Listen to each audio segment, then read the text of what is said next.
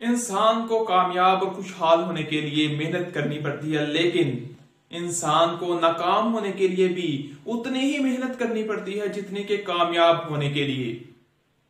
लेकिन फर्क कहां आता है? फर्क यहां आता है कि इंसान उस मेहनत को फील करता है जो उसे कामयाब होने के लिए दरकार होती है, बल्कि जो वो मेहनत जो वो नाकाम होने के लिए कर रहा होता है उसे उसमें मजा आ रहा होता है, वो उसे इंजॉय कर रहा होता है और अपनी लाइफ को बर्बादी की तरफ, नाकामी की तरफ लेके जा रहा होता है। जी हाँ, आपको एक मिसाल देकर वाज़ेह करना चाहूंगा कि किस तरह इंसान लम्हा ब लम्हा डेली अपने रोजमर्रा के मामूल से अपनी जिंदगी को बर्बादी, नाकामी, फेलियर की तरफ लेके जा रहा होता है।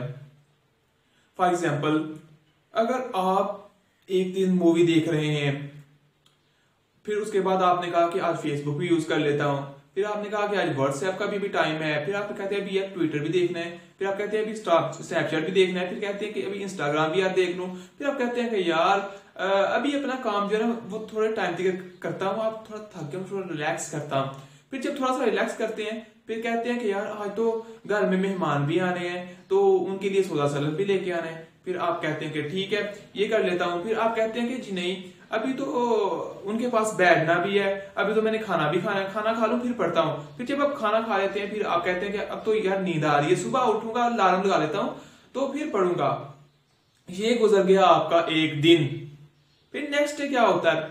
फिर नेक्स्ट डे हम फिर भी नहीं समझते, हम उसी मामूल को दोबारा कंटिन्यू करते हैं किसी और तरीके से। मैं ये नहीं कह रहा कि इन चीजों को टाइम ना दिया जाए। इंजॉयमेंट, प्लेयर, जिन चीजों में हमें खुशी मिल रही है वो हमें वो करना चाहिए, और क्यों ना हम अपने काम को ही अपनी खुशी का जरिया बना लें कि हम काम कर रहे हैं और हमें खुशी मिल रही हो। तो that's best thing we should ever do.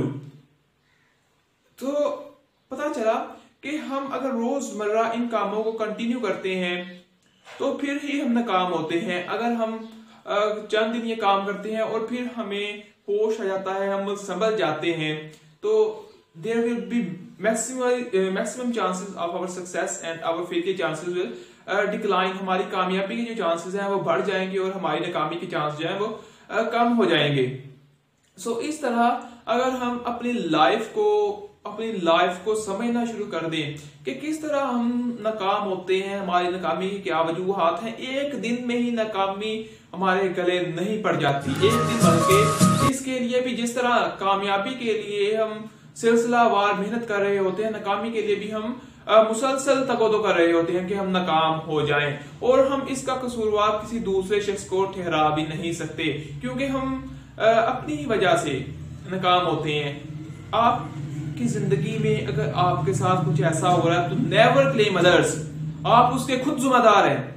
आपको ये जिम्मेदारी कबूल करनी होगी कि आप ही अपनी नाकामी के जिम्मेदार हैं। अगर आपके साथ कुछ बुरा हो रहा है, यू शुड एक्सेप्ट इट। आपको उसे एक्सेप्ट करना पड़ेगा कि ये आप ही की वजह से है, नॉट बाय अदर्स पीपल। और अगर आप ये कहेंगे कि ये दूसरों की वजह से है तो आप कभी भी अपने आप को चेंज नहीं कर पाएंगे।